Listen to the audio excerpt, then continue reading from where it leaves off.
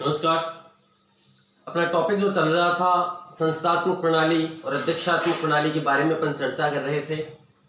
आज अपन बात करेंगे ब्रिटिश संसदीय मॉडल किस प्रकार से भारतीय संसद मॉडल अलग है ब्रिटेन के संसदीय मॉडल से। भारत ने भी अपने देखा था कि संसदात्मक मॉडल जो था, संसदात्मक जो शासन प्रणाली है, उसमें सर्वश्रेष्ठ एग्जाम्पल दिया जाता है ब्रिटेन का, जबकि भारत का जो संस्थात्मक प्रणाली है वो ब्रिटेन से कुछ मायनों में अलग है। ली अपने ब्रिटेन से ही है। अध्यक्षात्मक प्रणाली में जो सबसे बढ़िया एग्जाम्पल दिया जाता है वो यूएसए का है, तो उसमें अपन ने देखा था दोनों में अंतर। आज अपन बात करेंगे ब्रिटिश संसदीय मॉडल और भारतीय संसदीय मॉडल किस प्रकार अलग है। देखिए, सबसे पहले ब्रिटेन का जो संसदीय मॉडल है वहां पर राजतंत्र की व्यवस्था है, जबकि भारतीय संविधान में गणतंत्र की व्यवस्था है। यानी गणतंत्र, भारत एक गणतांत्रिक देश है। इसका तात्पर्य है कि यहाँ का जो राष्ट्र अध्यक्ष है, राष्ट्रपति है, जो राष्ट्र का अध्यक्ष है, ये जनता द्वारा निर्वाचित व्यक्ति है, जबकि यहाँ पर जो महारानी है या जो राज्य का प्रमुख है, ये राज्य का प्रमुख वंशानुगत होता है, जबकि भारत में वंशानुगत न होकर के जनता द्वारा निर्वाचित व्यक्ति है।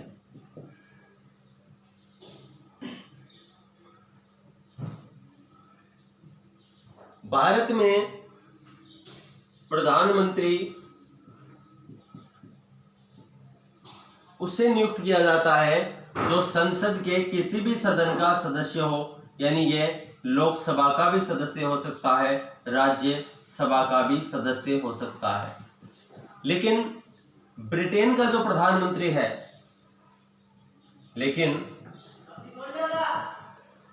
ब्रिटेन का जो प्रधानमंत्री है, यह है वहां का जो निम्न सदन है, हाउस ऑफ कॉमन है। इस crown of house of common जो सामान्य सदन है, जनता द्वारा निर्वाचित, वहां पर जो निम्न सदन है, इसी का सदस्य होना चाहिए वहां प्रधानमंत्री। जबकि अपने यहाँ पे प्रधानमंत्री लोकसभा से भी बनाया जा सकता है, तो राज्यसभा सदस्य भी हो सकता है। तीसरा पॉइंट अपन बात करते हैं मंत्रियों की। अपने यहाँ पर मंत्री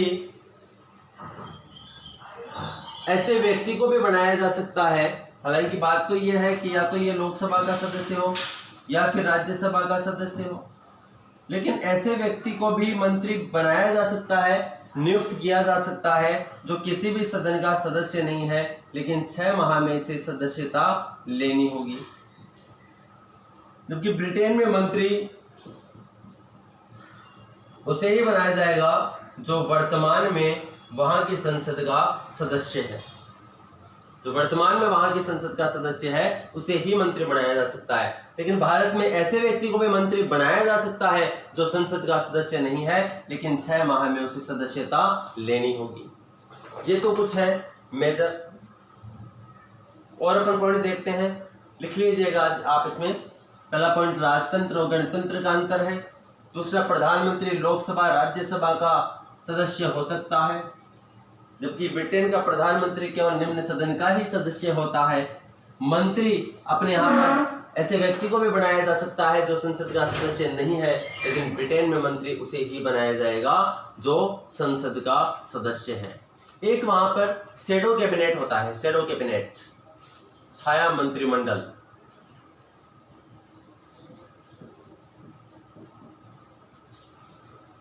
छाया मंत्रिमंडल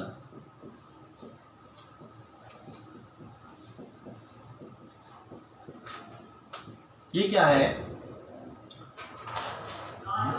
जो सत्ताधारी पार्टी है, ये अपने यहाँ पे क्या है, राष्ट्रपति प्रधानमंत्री की सलाह पर मंत्रियों की नियुक्ति करता है।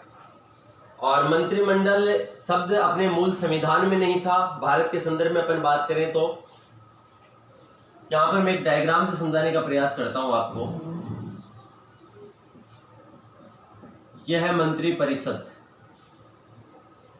मंत्री 3 प्रकार के हैं।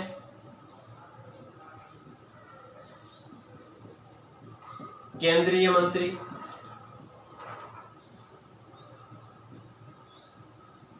राज्य मंत्री, उपमंत्री। ये 3 प्रकार होते हैं मंत्रियों के। और एक इधर कैबिनेट मंत्री के बराबर ही होता है ऐसा राज्य मंत्री जिसे संबंधित मंत्रालय का स्वतंत्र प्रभार दिया जाता है। इसके डिटेल में अपन बात करेंगे मंत्री परिषद वाले टॉपिक में। यदि नहीं समझ में आ रहा है तो अभी केवल आप इतना समझिए, ये मंत्री परिषद है, यानी सारे मंत्री जो 15% लोकसभा की सदस्य संख्या के मंत्री हो सकते हैं, अधिकतम यानी 83 मंत्रियों की संख्या हो सकती है, यानी 83 जो मंत्री हैं ये सारे मिलकर के कहलाते हैं मंत्री परिषद। और जो केंद्रीय मंत्री हैं, ये केंद्रीय मंत्री यानी यूनियन मिनिस्टर जो है, ये यूनियन मिनिस्टर कहलाते हैं मंत्रिमंडल या कैबिनेट। जब प्रधानमंत्री ये कहते हैं, जब अखबार में अपन ऐसा पढ़ते हैं कि प्रधानमंत्री ने मंत्रिमंडल की मीटिंग बुलाई, कैबिनेट की मीटिंग बुलाई, इसका मतलब है कि केंद्रीय मंत्रियों की मीटिंग हो रही है।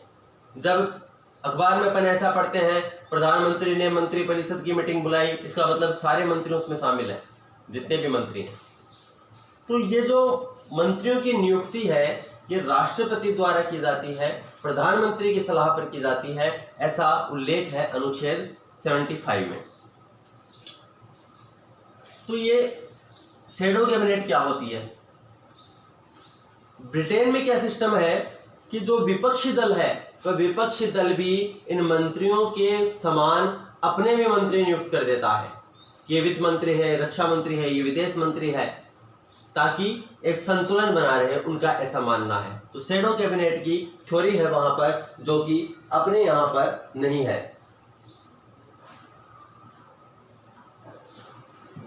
फिर अपन आगे बात करें तो ब्रिटेन में संसद की संप्रभुता है, संसद वहां पर सर्वोच्च है। उसके पहले एक बात और कि भारत में लिखित संविधान है, जबकि ब्रिटेन का संविधान अलिखित संविधान है। भारतीय संविधान दुनिया का सबसे बड़ा लिखित संविधान है। अलिखित का मतलब ऐसा नहीं है कि लिखा नहीं गया है, अलिखित का मतलब होता है कम लिखा हुआ। तो कम लिखा हुआ संविधान है। 4 अंतर हो गए। 5वां पॉइंट है ब्रिटेन में संसद की संप्रभुता है।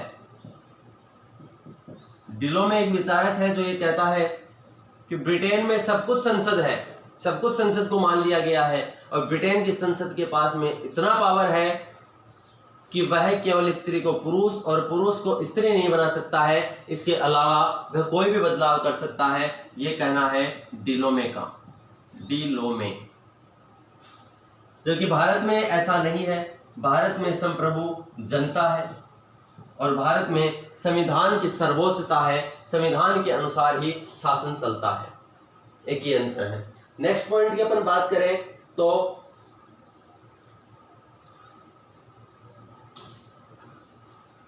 बस मेन तो यही अंतर है ब्रिटेन की संस्थात्मक व्यवस्था में और भारतीय संस्थात्मक व्यवस्था में। ठीक है, ये 5 पॉइंट है। तो आई होप कि यदि कोई ऐसा क्वेश्चन आता है आरएएस जैसी एग्जाम में तो आप उसे लिख पाएंगे।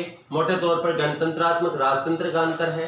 फिर प्रधानमंत्री पे आ जाइए। भारत का जो प्रधानमंत्री है ये किसी भी सदन का सदस्य हो सकता है, लेकिन ब्रिटेन का प्रधानमंत्री है वो वहाँ के निम्न सदन का ही, हाउस ऑफ कॉमन्स का ही सदस्य होना चाहिए।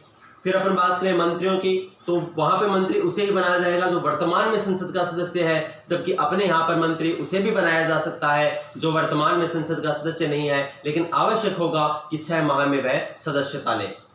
फिर उसके बाद में अपन बात करें तो गणतंत्र राजतंत्र वाला अंतर आ जाएगा, एक छाया कैबिनेट का अंतर आ जाएगा। ये कुछ महत्वपूर्ण 5-6 पॉइंट है जिनके ऊपर अपन डिस्कशन किया है। Lot of thanks for discussion.